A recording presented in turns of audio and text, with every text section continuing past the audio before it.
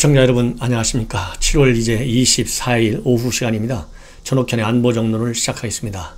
오늘 오후 첫 번째 방송은 미국과 중국 간의 외교 전쟁에 관해서 말씀을 드리겠습니다. 제가 한번 이제 보도해 드렸는데요. 그야말로 지난 21일 날 미국 정부가 중국에 대해서 최후 통첩을 보냈어요. 당시 기준 72시간 이내에 휴스턴 총영사관을 폐쇄 조치하라. 이렇게 통보를 했는데 일방적으로 이러한 통보 조치는 사실상 제가 기억에는 뭐 이렇게 통째로 공간을 폐쇄하라 그렇게 흔치 않은 얘기입니다. 지난 2017년도에 한번 그런 적이 있었죠.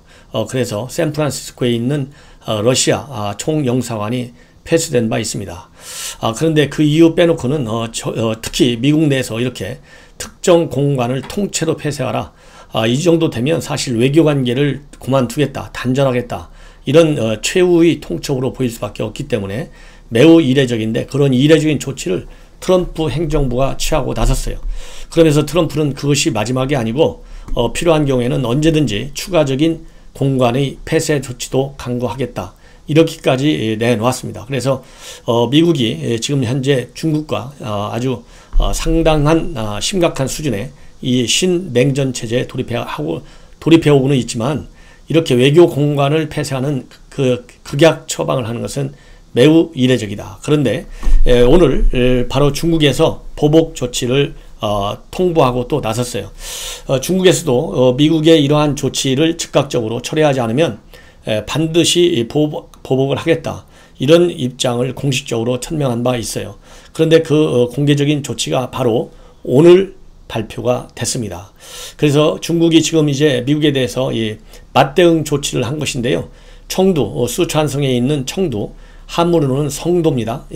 청두 총영사관이 아니라 청두에 있는 미국 총영사관 설치 운영 허가를 처리한다 이렇게 돼 있고 모든 업무와 활동을 중단하라 이렇게 베이징 주재 미국 대사관에 공식적으로 통보했다 이렇게 밝히고 있습니다. 그 폐쇄 이유는 중국 외교부가 밝힌 미국 측이 휴스턴 총영사관 폐쇄를 일방적으로 요구하면서 국제법과 국제관계의 기본 준칙, 그 다음에 영미, 중미 영사조회에 관한 규정 이런 것을 위반해서 중미 관계를 심각하게 훼손했다 이렇게 얘기를 하고 있어요. 여기서 얘기하는 이 국제법과 국제관계의 기본 준칙이라고 하는 것은 바로 비엔나 협약에 나와 있는 국제 영사관에 관한 비옥 영사관 보호 조치를 얘기하는 것입니다.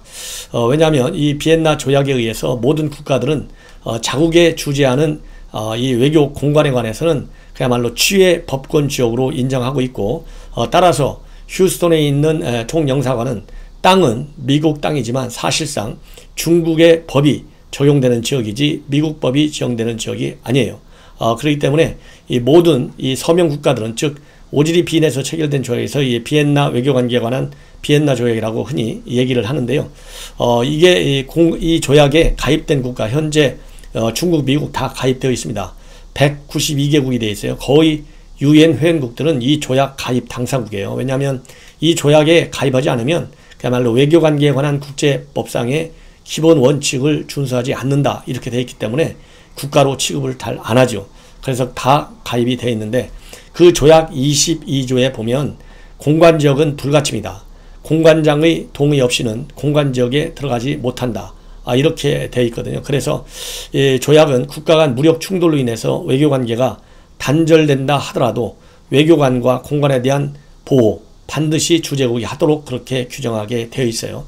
그래서 이 규정을 근거로 해서 바로 중국이 이제 항의를 하고 있는 거예요. 그래서 국제법과 국제관계의 기본 준칙 이것은 바로 이 비엔나 조약을 얘기하는 것이다. 이거를 근거로 해서 강력히 중국 외교부가 반발하고 있고 중국의 이번 청두 미국 총영사관 폐쇄 요구 조치는 미국 측의 무리수에 대한 정당하고 필요한 반응이다. 그리고 국제법과 국제관계의 기본 준칙에 부합하고 외교 관례에 부합하는 것이다. 바로 이것이 61년도에 체결된 외교관계에 관한 비엔나 협약에 바탕을 두고 있는 조치다. 즉 외교관계에 있어서는 통상적으로 상호주의가 매우 중요한 원칙 중에 하나입니다. 그래서 이 미국이 휴스턴에 있는 중국 총영사관을 폐쇄하라고 했으니까 상호주 입장에서 성도에 있는 바로 청두 주재 미국 총영사관 폐쇄를 요구한 것이고, 이러한 중국 측의 요구는 법적으로 볼 때 아무 문제가 없는 것이다, 이렇게 지금 주장하고 있는 것입니다. 그래서 미중 간의 현 국면은 중국이 원하는 것이 아니다. 모든 책임은 미국에 있다.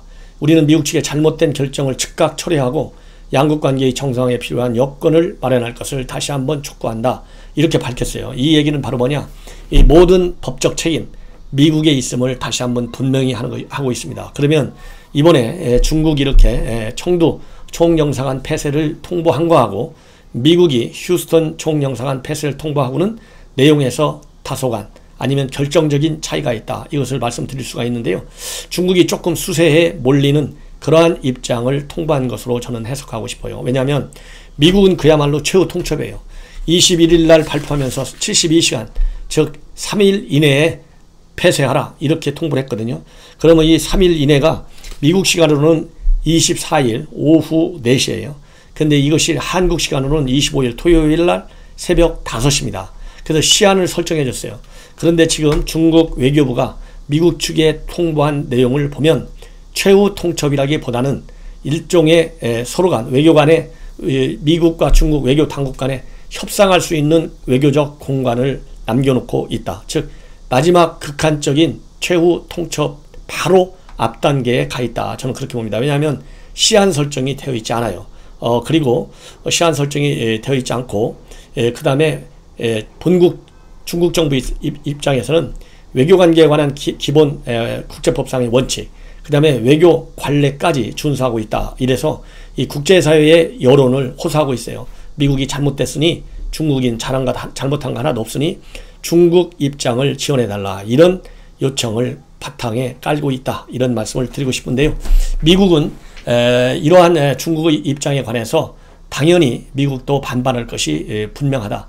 왜냐하면 지금 문제는 바로 뭐냐, 지금 미국에서는 방을 빼라, 이렇게 요구했지 않습니까? 휴스턴 총영사관. 그리고 이 총영사와 외교관들의 불법적인 행위들, 특히 스파이 활동의 본산지다, 이렇게 얘기를 하고 있고, 특히 지적재산권, 그 다음에 이 첨단 의학 과학기술의 유출, 이런 거를 문제시 삼아가지고 미국은 중국의 이러한 휴스턴 공간의 불법적인 활동, 이것을 직접적으로 노리고 나왔거든요. 그래서 예를 들자면 지금 현재 언론에 나오는 내용들을 본다면요, 지금 현재 지식재산권하고 스파이 근절을 이유로 한다, 이렇게 미국의 폼페이오나 스티렐 차관 이런 사람들이 얘기를 하고 있어요. 그렇게 얘기를 하고 있는데, 핵심적인 것이 뭐냐, 첩보와 관련해서 이미 미국 내 중국의 스파이 활동의 소홀이다, 스파이 센터다, 이렇게 비판하고 있지 않습니까? 그래서 나온 걸 보면 이 레이 FBI 국장이 최근 연설에서, 워싱턴에 있는 싱크탱크 허드슨 연구소 연설에서 뭐라고 밝혔냐, 10시간에 한 번꼴로 중국 관련 새로운 방첩 사례가 보고되고 있다. 여기서 얘기하는 방첩 사례라고 하는 것은요, 결국 스파이 활동을 얘기하는 것입니다.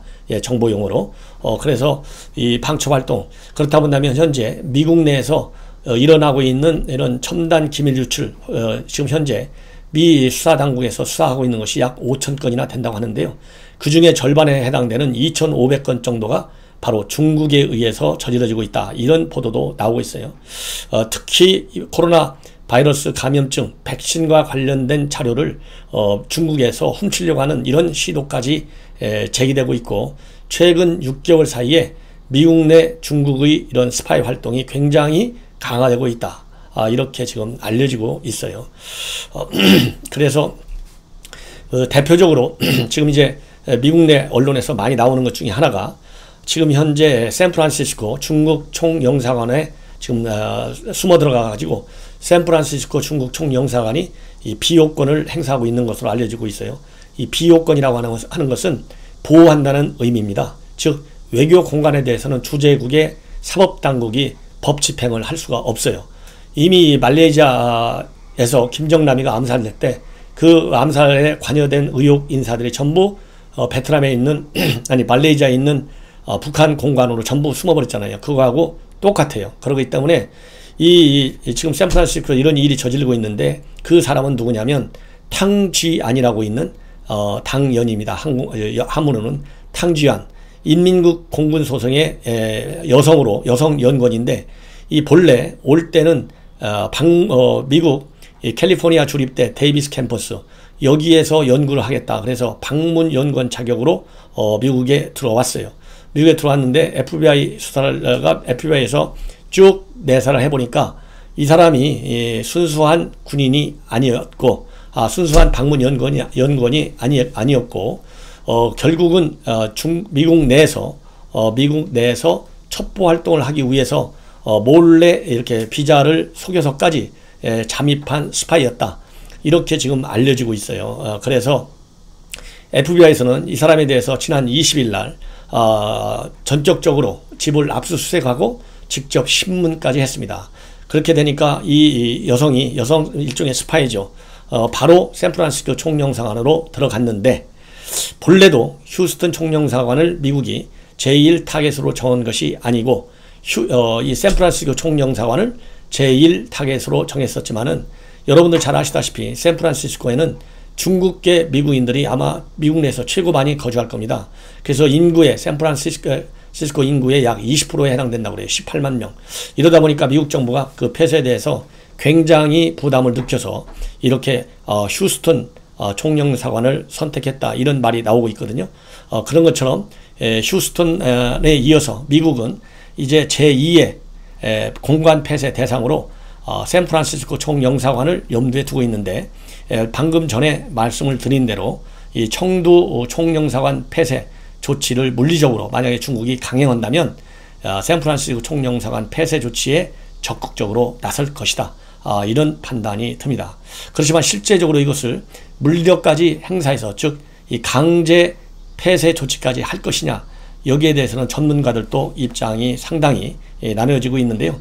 제가 보기에는 일단 한 박자 쿠션을 둘 가능성이 미국이나 중국 입장에서는 확실히 크다.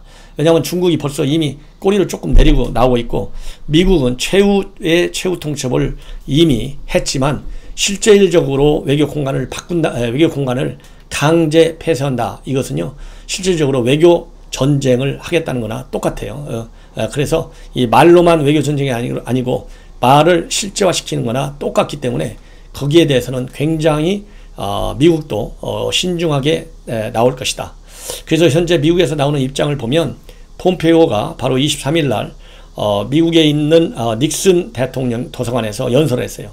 이 닉슨 누굽니까? 79년도에 미국과 중국의 외교관계를 튼 매우 상징적인 대통령이에요. 바로 그 자리에서 미국에 있는 휴스턴 총영사관 폐쇄했는데 그것이 바로 스파이 활동, 그 다음에 지재권 절도의 중심지이기 때문이다. 이렇게까지 노골적으로 밝히고 있어요. 그런데 이런 이유는 이미 21일 날 총영사관을 폐쇄하라 최후 통첩을 하면서도 발표한 바 있습니다. 그래서 이 폼페이오가 오늘 이제 보다 더 상세하게 입장을 밝힌 건데 좀 더 말씀을 드린다면 중국은 미국의 지식재산권과 사업 기밀을 훔쳐갔고 그 다음에 수백만 개의 일자리를 희생시키고 있다. 시진핑은 파산한 전체주의 이데올로기의 신봉자다. 그래서 중국을 맹목적으로 포용하는 낡은 패러다임은 이제는 실패했고 미국이 앞장서서 이것을 고쳐 나가겠다. 과거로 돌아가지는 않겠다. 이렇게 세게 지금 입장을 밝히고 있습니다.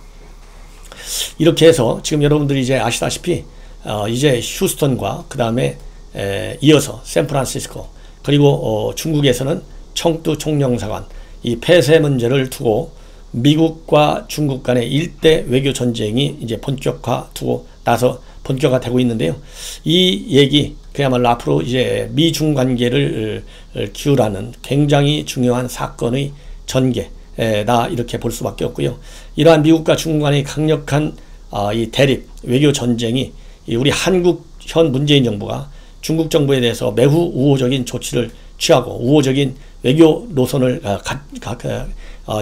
유지하면서 미국 동맹과는 관계를 조금 멀리하려고 하는 이런 정책 기조를 보이고 있는데 그렇게 되면 문재인 정부도 미국 정부의 외교적인 보복을 자초할 우려가 매우 크다. 그래서 한미 동맹 정신을 높이 받드는 외교 정책, 특히 위기 시에는요 동맹 우선시 정책을 취하지 않으면 그야말로 안보가 흔들린다, 이런 지적을 하면서 제 방송을 마치겠습니다. 시청자 여러분들의 많은 시청과 그리고 구독을 당부드립니다. 고맙습니다.